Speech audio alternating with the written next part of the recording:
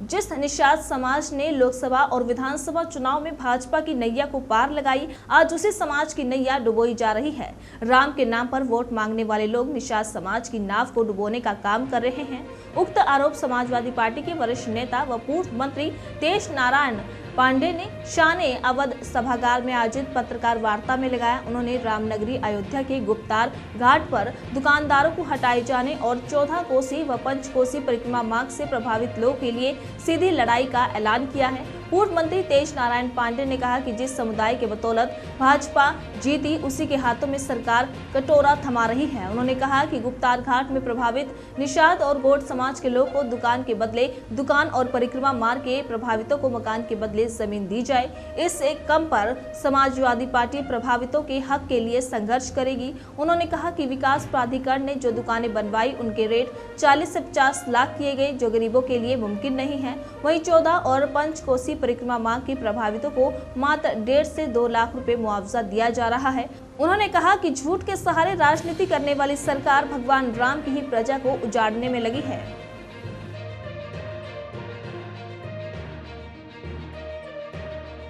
14 कोसी 5 कोसी परिक्रमा मार्ग के नाम पर गुप्तार घाट में रहने वाले जो हमारे निषाद समाज के, गौड़ समाज के लोग हैं, भारतीय जनता पार्टी और योगी आदित्यनाथ जी की सरकार में उनका उत्पीड़न किया जा रहा है। उनके मकानों को लिया जा रहा है, उनके कारोबार को छीना जा रहा है। 3 पीढ़ी, 4 पीढ़ी, 7 पीढ़ी से रहने वाले लोग हैं, उनकी मकानों को लिया जा रहा है, लेकिन लाख 1.5 लाख रुपया मुआवजा दिया जा रहा है। 3-4 कमरे का मकान है अगर तो 50 लाख, 40 लाख, 60 लाख का मकान होगा। मुआवजा दिया जा रहा है 1.5 लाख, 2 लाख रुपया। आप बताइए उस परिवार का क्या होगा।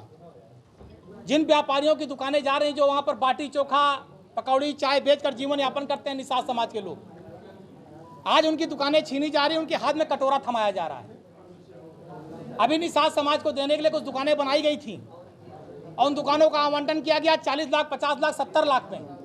आप बताओ गरीब निषाद समाज के लोग कहां से पैसा लाएंगे, कैसे दुकान पाएंगे। समाजवादी पार्टी इस बात की मांग करती है कि निषाद समाज के जो भी दुकानदार हैं, उनको वहां पर दुकान के बदले दुकान निःशुल्क बनाकर ये उत्तर प्रदेश सरकार दे, जिला प्रशासन दे, और जिन लोगों का मकान लिया जा रहा है उनको जमीन दी जाए। जितने पोर्शन में उनका मकान बना है, उनको उतनी सरकारी जमीन कहीं सरकार या जिला प्रशासन आवंटित करे और सही मुआवजा दे। कम से कम 2-3 कमरे का मकान इन लोगों का बन सके। और जो दूसरी सबसे महत्वपूर्ण बात है, ये जो परिक्रमा मार्ग है, ये परिक्रमा मार्ग जो ब्रिगेडियर साहब का आवास है, उससे लेकर गुप्तार घाट का जो आगे का पोर्शन है, उसको जोड़ सकते हैं। अगर इस तरह से जोड़ा जाए, बनाया जाए, तो मुझे लगता है सैकड़ों परिवार बेघर होने से बच जाएंगे। तो हमारे उत्तर प्रदेश के माननीय मुख्यमंत्री जी से इस बात के लिए मैं अनुरोध कर रहा हूँ, जिला प्रशासन से भी, आप मीडिया के बंधुओं के माध्यम से, कि जिला प्रशासन को चाहिए एक बार जाकर इसको देखे और सर्वे करे। यहाँ के माननीय सांसद और विधायक जी को भी इस बात पर ध्यान देना चाहिए कि वही प्रभु श्री राम की प्रजा है जिसने उनको वोट देकर सांसद और विधायक बनाया है। इसलिए उनको विचार करना चाहिए, इस बात को जाकर देखना चाहिए कि अगर इस तरह से करने से इन लोगों का जीवन यापन हो सकता है, इनका मकान, दुकान, कारोबार बच सकता है, तो इन नेताओं को, सांसद और विधायक जी को इस पर ध्यान देकर इनकी मदद करनी चाहिए। जिस तरह से लूट मची है प्रभु श्री राम की धरती पर जनता को लूटने और ठगने की, इसका समाजवादी पार्टी पुरजोर विरोध करती है।